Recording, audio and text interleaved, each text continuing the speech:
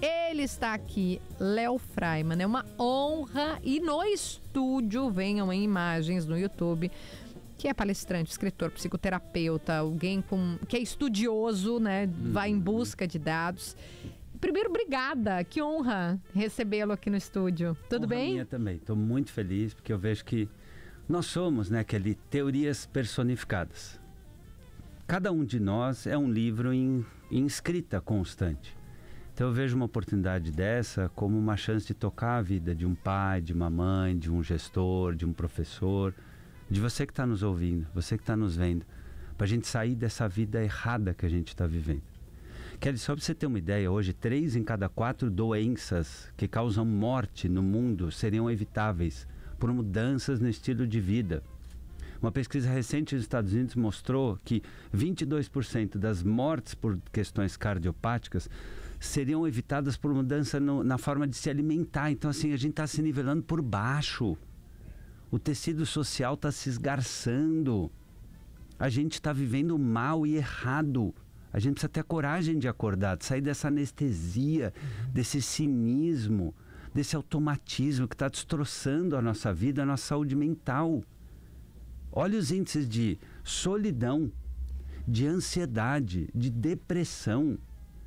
A gente precisa ter a coragem de parar e olhar a nossa vida e falar: o que eu estou fazendo da minha vida?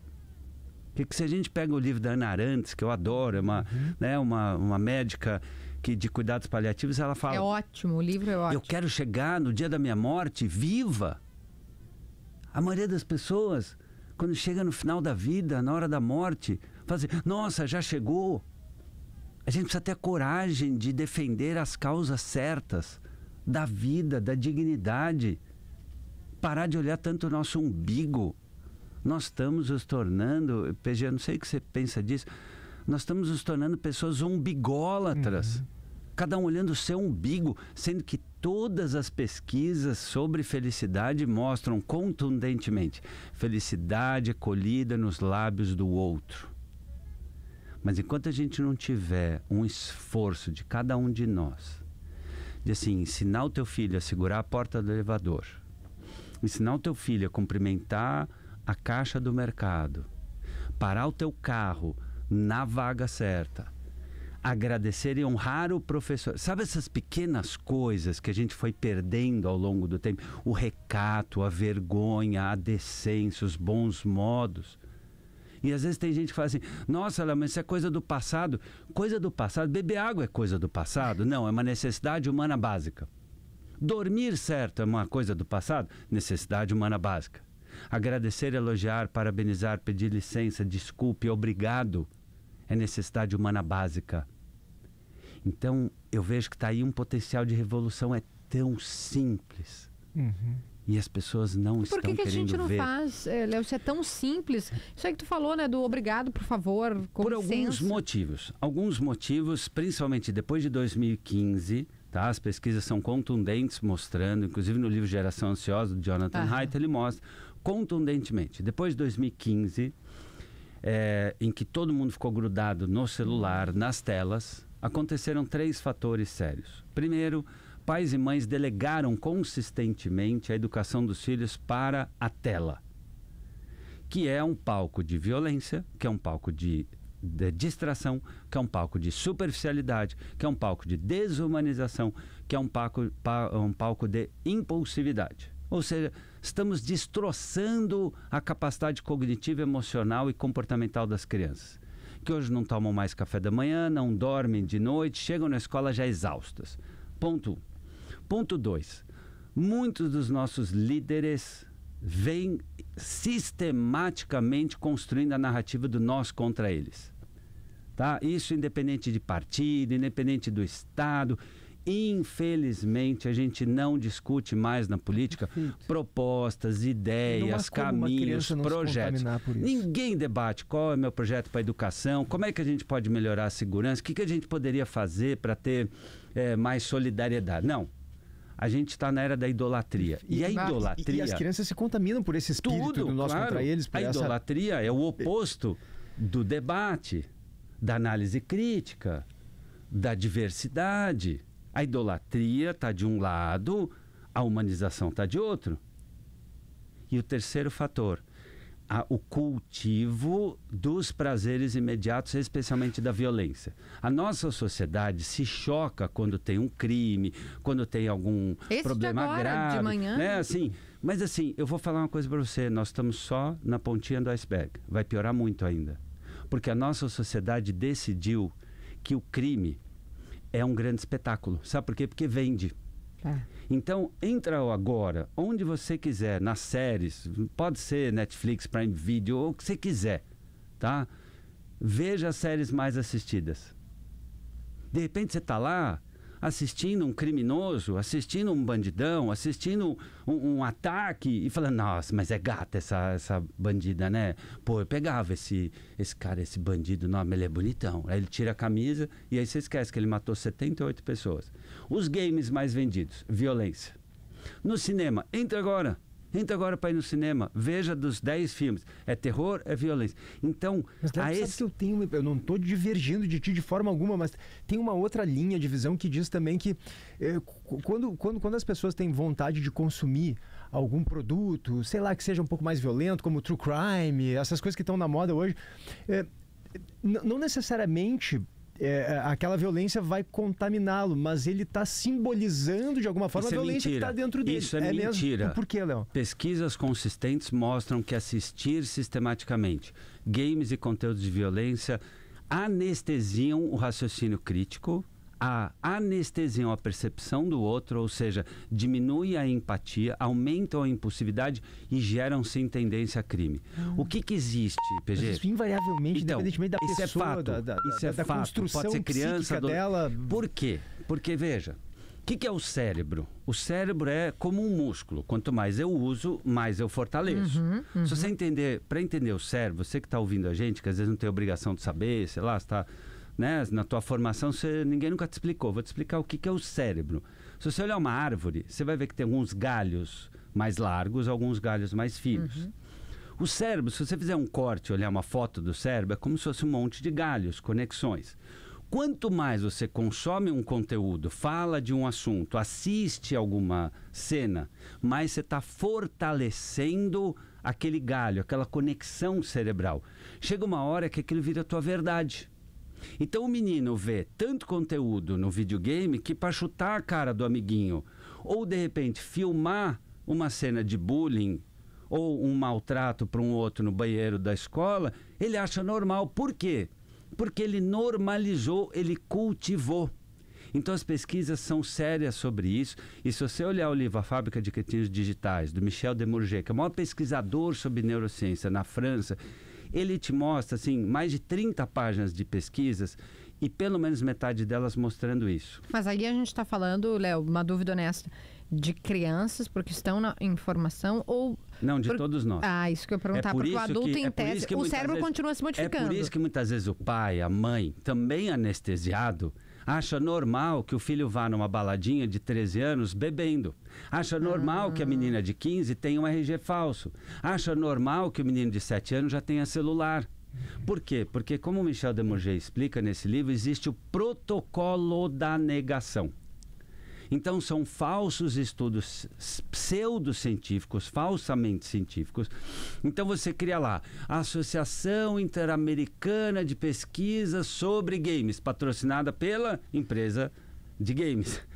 Então é isso, existe uma falsa ciência que fica colocando a relativização, apelando para, mas o meu filho é diferente. Não, mas veja, eu conheço uma pessoa que joga muito game, mas é fofo. Então assim, você pega o contra-exemplo e torna um exemplo. Isso chama protocolo da negação. Isso já aconteceu com o cigarro. Se você olhar 40 anos atrás, 50 anos atrás, você tinha médico que fumava na consulta. Hoje seria um absurdo. Como será um absurdo daqui uns anos? Daqui uns 30 anos, você que está nos escutando, tem filho, teu filho vai te perguntar, pai, por que você não jantava comigo? Por que você me deixava no celular 1/3 da minha vida? Mãe, por que você não me ensinou a ser gente? Pai, por que você me abandonou? Você não me amava?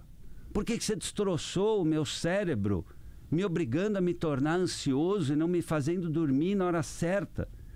Nós estamos criando uma dívida impagável com as nossas crianças.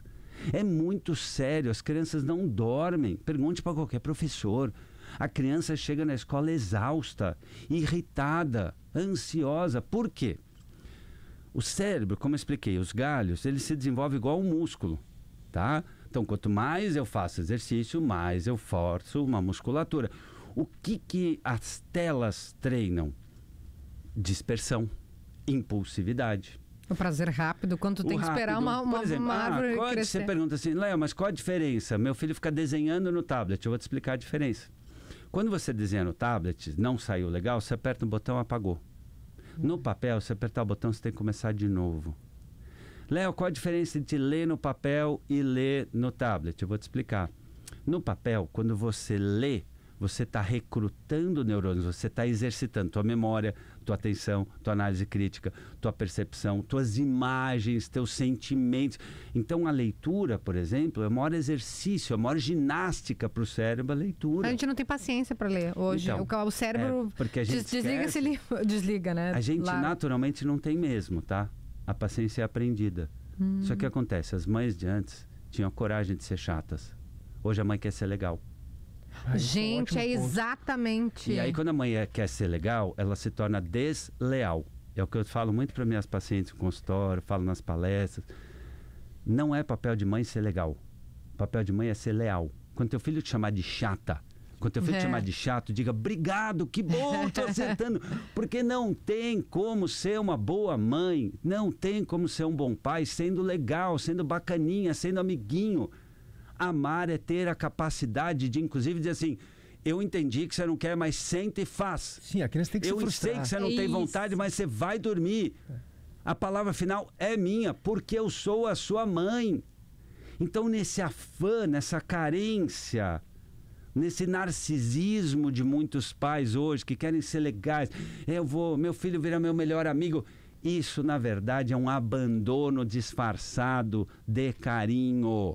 Vamos tomar vergonha na nossa cara. A criança precisa de limite, precisa de horário, precisa de hierarquia, precisa de organização, precisa cumprir com a palavra, precisa de combinado, de valores, exercitar virtudes, recato, precisa ter sistemas. Sem esses 10 pilares não tem civilização, gente. É sobre isso. A gente precisa ter a percepção assim, o que constitui a humanidade? Vamos lá. Se eu perguntar para vocês, em uma palavra, PG, o que é sabedoria? Uma palavra. O que é sabedoria? Talvez seja saber empregar o conhecimento. Mas uma palavra é brabo, desculpa. Experiência para mim. Experiência. É traquejo, é a mesma coisa, mais ou menos. Então, aí eu te pergunto, a gente está ensinando nossas crianças a serem sábias? A gente está ensinando nossas crianças que a vida gira em torno do umbigo delas. Por quê? Porque a criança chega em 8º na corrida e aí vai lá o pai, eu quero que meu filho ganhe medalha, porque eu não quero que meu filho chegue triste. Me diz uma coisa, Kelly, você vai num dentista e de repente você precisa pôr um aparelho na tua filha, não sei, você tem. De repente assim, você fala assim, ai gente, me indica o 8º melhor dentista aqui do Sul? Não, você fala, me diz o melhor. Aí o menino chega em 8º lugar na corrida, o pai bate no peito e fala, meu filho não vai chegar frustrado. Aí o menino vai na brinquedoteca do condomínio, toca o louco na brinquedoteca, destrói tudo, e a mãe fica catando os brinquedos. Não! Você entende? Léo, sabe que eu tô te ouvindo? Ontem teve uma situação que meu filho queria levar da escola uma guitarra. Ele tá numa fase, eu já mandei pro PG rock and roll, né? Ele tem 2 anos. Ele sabe os instrumentos para ele. Cabelo parece um Beatles. Eu mandei pro PG. E aí o que aconteceu, conversa que tu tá dizendo, ele queria levar uma guitarra de uma amiguinha. E dava para levar, tá? E aí eu pensei, eu tenho que tomar a decisão de não deixar, porque ele tem que saber que não dá. E que bom que ele vai se frustrar com a possibilidade de eu acolhê-lo, né?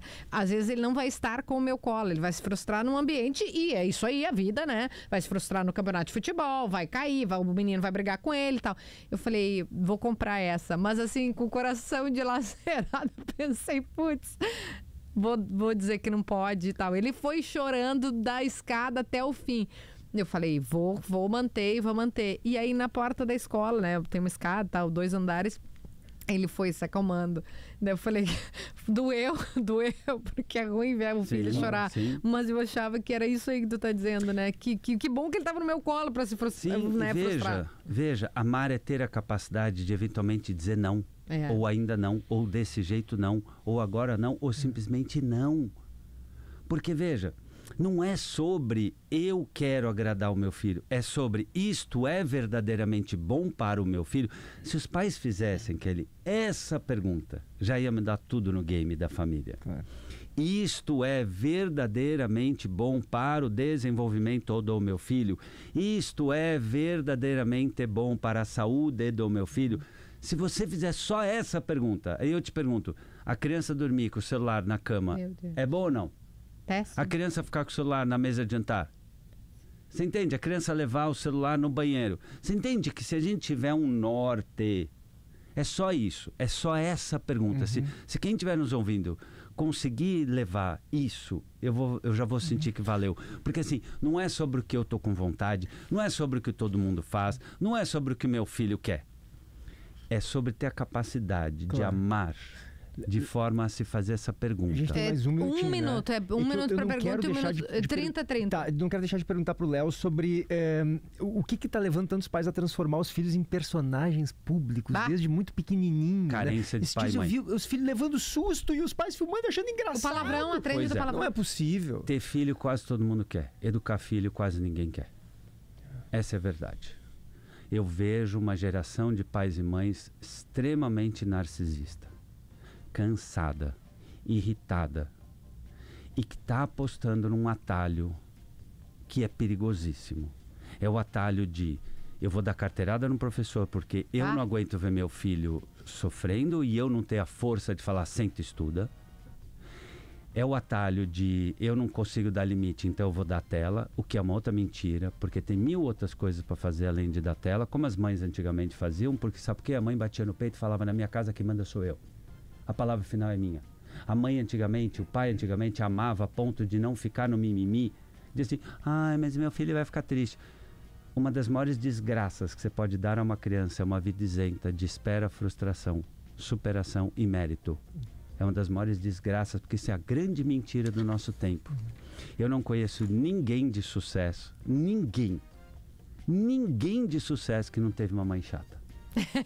Eu fiquei feliz que eu vou me autorizar a ser chata a partir de agora. Kelly, cada vez que teu filho te chamar, você é chata, fala obrigada. Sabe por quê? Porque muito pior, Kelly, muito pior do que ter uma mãe chata é ter uma mãe que não se importa. Porque é melhor que você seja chata com amor, para que ele seja legal com amor. Ai, Léo, amei. Obrigada pela... Dá pra terminar com a frase da banana, aquela que fala do pai banana? Então, o que acontece? Eu tenho falado muito, né? O pai banana cria um filho goiaba e joga, né, o abacaxi pra sociedade. Aí vira o sacolão do mal. Ai, eu amo! Obrigada, Léo Freiman. Tá lá nas redes sociais, né, gente? Aqui tivemos um pocket, tá aqui pra um evento grande, né, do Cinep, que é muito legal, muito bacana, justamente por provocar isso. Obrigada. Volte, pelo amor de Deus, muitas vezes. Conta comigo.